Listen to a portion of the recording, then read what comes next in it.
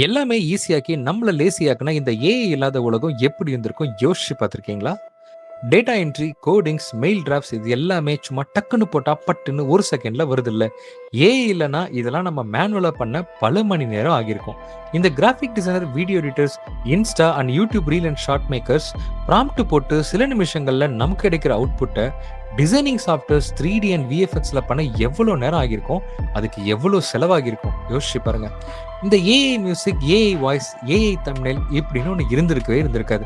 எல்லாமே நம்ம தான் கிரியேட் பண்ணியிருக்கணும். வைரல் கன்டென்ட் அதாவது ஒரு வைரல் கன்டென்ட்ட கிரியேட் பண்றதுக்கு அதிகமான மன உழைப்பும், எடிட்டிங்கும், அதுக்கான நேரமும் ரொம்ப அதிகமாவே தேவைப்பட்டிருக்கும்.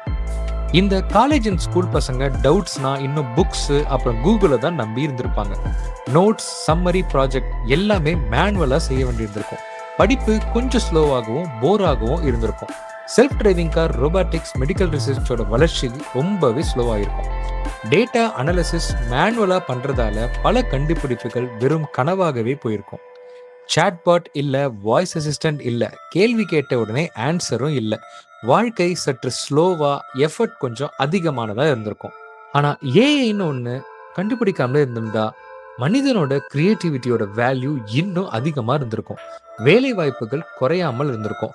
மனிதர்களோட ஸ்கில்ஸ்க்கும் கருத்துக்கும் மதிப்பு ரொம்ப ஜாஸ்தியாவே இருந்திருக்கும். பல பேர் அவங்க வேலையை இழக்க இந்த ஏஐ ஒரு காரணமா இருந்திருக்கு. பலர் அவங்க வாழ்க்கையை ஈஸியாக்க இந்த ஏஐ ஒரு சொல்யூஷனா இருந்திருக்கு. ஸோ நல்லதை எடுத்துப்போம், நல்லபடியா வாழ்வோம்.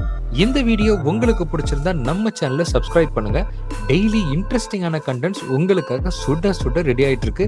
Don't miss it.